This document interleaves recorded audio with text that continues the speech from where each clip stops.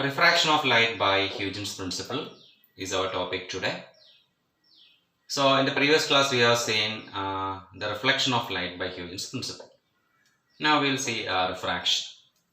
So let us consider a boundary. This is a boundary separating a rarer medium and a denser medium. This is a rarer medium and this is a denser medium. In the rarer medium, let C1 be the speed of light, and in denser medium C2 be the speed of light. And it is clear that C1 is greater than C2. Now we have a beam of light. This is a beam of light. These are two light rays. These two light rays are falling on the boundary. Okay. Now we can see the incident wavefront, and this is the incident. AB is the incident. So wavefront is perpendicular to the rays. So AB is the incident wavefront. AB is incident on the boundary separating these two media. So the wavelets at A will be striking initially on the boundary, and wavelets from B should travel a distance BC to strike on the boundary. So wavelets should travel a distance BC. Let us choose the time taken. Time taken T is equal to time taken by the wavelets to travel a distance BC. Time is equal to, we know that the equation velocity is equal to distance by time. So what is time? Time is equal to distance by velocity. Bc is the distance to be traveled, and what is the velocity? Velocity will be c1. Okay. Now AB is the incident wavefront. We can mark this angle of incidence. As we have seen in reflection, this will be the angle of incidence. This means the incident wavefront makes an angle I with the boundary. Okay, I is the angle of incidence. Now we need to get the refracted wavefront. Now what we need to do is, in the same time t, it is entering to denser medium. It can travel only very less distance. It is clear because here speed is large, here speed is less. So in the same time interval t, the wavelets from A can travel only less distance compared to this distance. So what we will do, we'll take the distance, we'll take corresponding distance AD. AD is the distance traveled by the wavelets in a time t with a speed c2. So what should be the time? Time will be same. Time is equal to, we can say AD. AD is the distance to be traveled, and c2 should be the speed. Okay. So corresponding means what will be AD now? AD is equal to T into C2. Okay, T into C2. So we have calculated what should be the length AD. So T into C2. What we will do now? Take the length T into C2. T is the time, C2 is the speed. So you will calculate this distance. Then with that distance from the point A, we will make a sphere. So we will draw a sphere. This is secondary wavelet. At this point, from point A, we have drawn a sphere. It's a secondary wavelet. Then what we will do, from the point C, we draw a tangent. CD is the tangent. This tangent CD will be the refracted wavefront. So AB is incident wavefront and CD is the refracted wavefront. How did we draw the refracted wavefront? To draw the refracted wavefront, what we have done? We have the condition time is equal to BZ by C1. Means time taken by the wavelet from B to travel a distance BZ in a speed D. With a speed D, C1 is T is equal to BZ by C1. In the same time, with a speed C2, the wavelets from A should travel some distance. Let us choose the distance to be AD. So what should be the time? AD into C2. What should be the length now? T into C2. So with this distance T into C2, after calculating the distance, what we can do? We can draw an arc, or we can draw a complete sphere. That is secondary wavelet from A. A should be the center. So A as center, we have to draw an arc like this. So AD, we have got the arc. Then from point C, we have to draw a tangent to the sphere or the arc. Okay. So this will be the refracted wavefront, this incident wavefront. Now it is clear that this angle should be R. What is R? R is the angle of refraction. So I is the angle of incidence. I is the angle of incidence. And R is the angle of refraction. Angle of refraction. Okay. Now we have two equations. First equation, this is second equation. We can compare these two. When we compare BZ by Z1, BZ by Z1 is equal to AD by C2. AD by C2. Now What we can write? We can write BC by AD. BC by AD is equal to C1 by C2. Equation number 3. Now we need to prove law of refraction of light. Means mainly we need to prove Snell's law. Now to get Snell's law, we can take our two right angle triangles. Here we have two right angle triangles. This angle is 90 degree.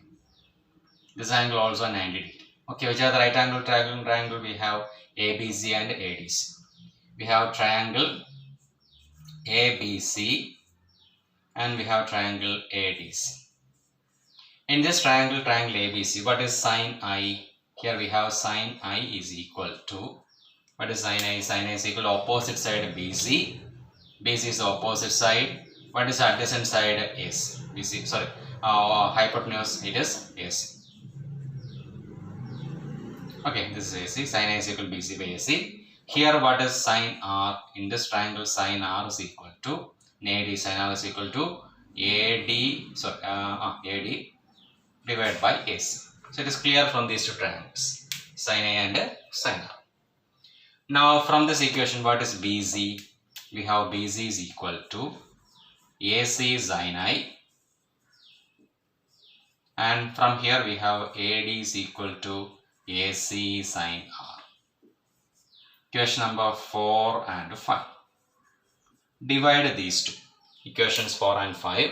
When you divide these two, you will get BC by AD is equal to, AC cancels, you will get sine I by sine R. Sine I by sine R. But we know BC by AD is equal to C1 by C2. We can write C1 by C2. This is equal to C by C2 by C by C1.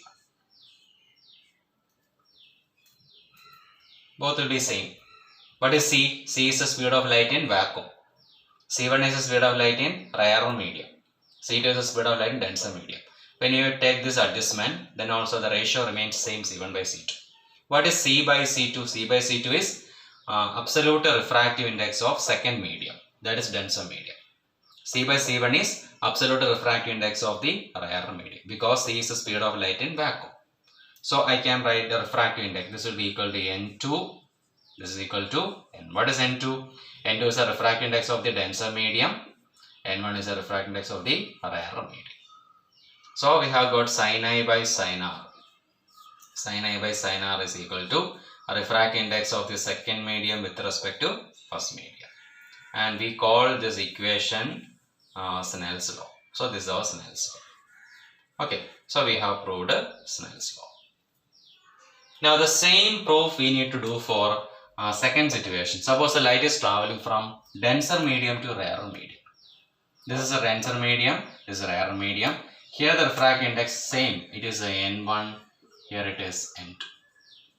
Light is traveling from denser to rarer medium.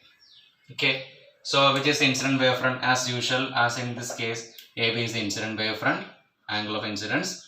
Then we will draw the spherical wavelet here. This is secondary wavelet. What we will do, the same manner we need to follow, but the length will be large compared to BC. Why? Because the same time will be taken. Time taken by the wavelets to travel from B to C should be equal to time taken by the wavelets to travel from A to D. So using the concept AD is equal to T into C2. Here C2 will be large. C2 is large in this case. So what will we get? AD will be large in length. What we will do with the length T C2, T into C2, we will draw an arc. Then we will draw the tangent. This will be the refracted wavefront. We can give the angular refraction R. Okay, here also we have two triangles ABC as we have done here. Same procedure will be there. Then we will get equation sin I by sin R is equal to what we will get N2 by N1. Again we are getting Snell's law. So we can prove Snell's law in both the diagrams, in both situations. Here light is traveling from rare to denser medium. Here denser to rarer medium. All other derivation part will be the same. Now the change, only diagram is changing because the light traveling from denser to rarer medium, the light will bend away from normal. Okay, so this will be the angle of refraction. Here the angle of refraction. And here again I can draw the angular refraction. So here angular refraction is less. Here angular refraction is more because light is bending away from normal. Here light is bending towards it. That's only difference. And here we have to note down that C1 is less than C2. Here C1 is greater than C2 because light is in rarer medium. Rarer medium speed will be large. This is large and this one will be less. Okay. So we have seen refraction of light by Huygens principle in two different situations. Here the derivation, we need to derive Snell's law based on the steps. The steps will remain the same as we have done in the first case. For derivation there is no change. Only diagram is changing and situation is actually changing. Okay, now one important thing you have to note down here is that during refraction of light, the speed of light will undergo changing. Because here the speed will be decreased, here speed will be increased. Speed will change. Then frequency of light will not change. Frequency actually depends on the source of light. So source decides the frequency of that wave, light wave. So frequency remains the same. So during refraction there is no change in frequency, but speed will change. Now what can change? Since speed is changing, the wavelength should change. What should be the new wavelength? New wavelength, the lambda is equal to lambda by n. N is the relative refractive index. This we have to consider. So during a refraction of light, the speed of light changes, wavelength changes, but frequency remains same. There is no change in frequency. So during refraction, frequency remains same. Frequency of light remains same. But wavelength will change according to the equation lambda dash equal to lambda by n. N is a relative refractive index. Okay. N2 by N1 is called n, relative refractive index. Okay. Thank you.